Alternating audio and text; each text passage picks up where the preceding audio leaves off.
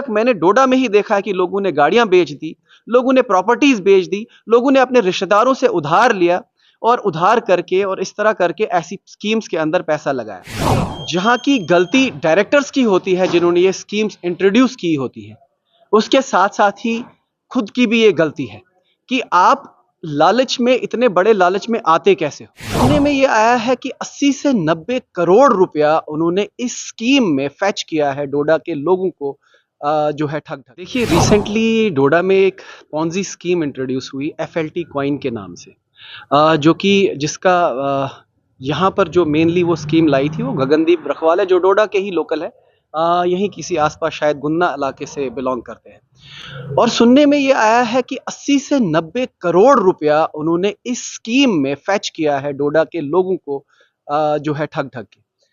मैं इसमें कुछ चीजें बताना चाहूंगा ऑडियंस को। देखिए, इनको कहा जाता है पॉन्जी स्कीम्स या पिरामिड स्कीम्स।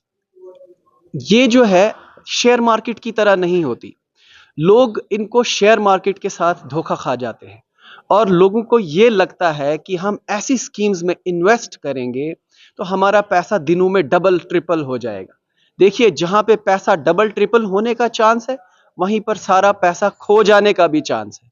तो इसमें जहां की गलती डायरेक्टर्स की होती है जिन्होंने ये स्कीम्स इंट्रोड्यूस की होती है, उसके साथ साथ ही खुद की भी ये गलती है कि आप लालच में, इतने बड़े लालच में आते कैसे हो।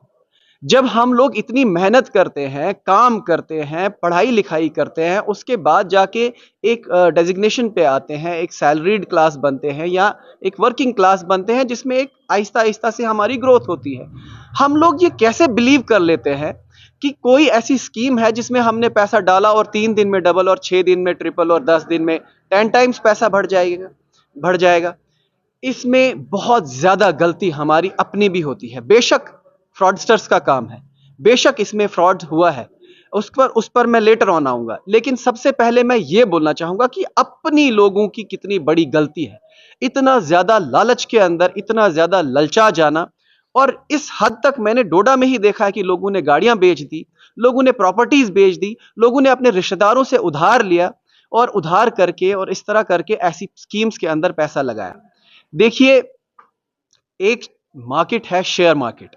शेयर मार्केट में जब आप पैसा लगाते हैं तो वो पैसा आपका सेफ होता है, क्योंकि उसमें एक बैकिंग होती है, एक बिजनेस होता है, उसके पीछे एक बहुत बड़ा बिजनेस होता है। फॉर एग्जांपल, आप टाटा स्टील में पैसा लगाते हैं, फॉर एग्जांपल आप किसी भी इस तरह सैमसंग में पैसा लगाते हैं, कोई भी ऐसी बड़ी जो MNC है, उसमें आपका पैसा डूबेगा नहीं, क्योंकि उसके पीछे एक प्रॉपर एक बिजनेस है। और एक जब आप समझ लिए बिजनेस का एक शेयर आप खरीद रहे हैं, उसकी प्रॉपर टैक्सेशन हो रही है, उसमें सब कुछ, हर चीज जो है लीगल है। और उसमें अगर आपका लॉस होता भी है, वो आपकी अपनी, आप किसी गलत जो है जगह इन्वेस्टमेंट करेंगे तो उसकी वजह से लॉस होगा, लेकिन वो भी ऐसा नहीं है कि जीरो हो जाए आपका पैसा।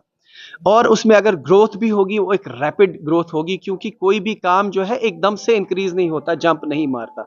लेकिन बनिस्बत other than this, besides this, जो ये पॉन्जी स्कीम्स हैं, इनमें बंदा इतनी इतनी बुरी तरह से ललचा जाता है कि बंदे को लगता है 10 दिन, 20 दिन, यार 2 महीने में पैसा डबल, तो वो कुछ भी करके अपनी प्रॉपर्टीज बेच के 10-10, 20-20 लाख इन्वेस्ट करते हैं। डोडा की जनता के पास इतना पैसा है, पहले तो मुझे यही समझ नहीं आ रही है कि 80-90 करोड़ एक साल के दायरे के अंदर डोडा के लोगों ने किस तरह से इतना पैसा इन्वेस्ट कर लिया।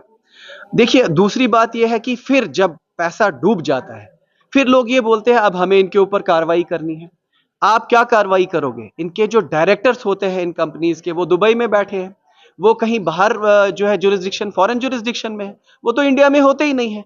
और आपस में अगर आप कार्रवाई करने बैठे तो ऊपर से लेके नीचे तक चेन जितनी भी है, जिसको इस पिरामिड स्कीम के अंदर लाया, वो सारे नीचे वाले अपने ऊपर वाले के ऊपर जो है FIR कर सकते हैं, और करते रहिए FIR, फिर हजारों के तरह जो है FIR जमा हो जाएंगी। गलती बेशक इन फ्रॉडस्टर्स की है, लेकिन उससे बड़ी गलती हमारे अंदर है, जो यह हम सोचते हैं कि 2 दिन में हम करोड़पति बन जाएंगे, 10 दिन में हम करोड़पति बन जाएंगे। हमारी अपनी भी बहुत ज्यादा गलतियां हैं। देखिए, कार्रवाई तो डेफिनेटली होनी चाहिए।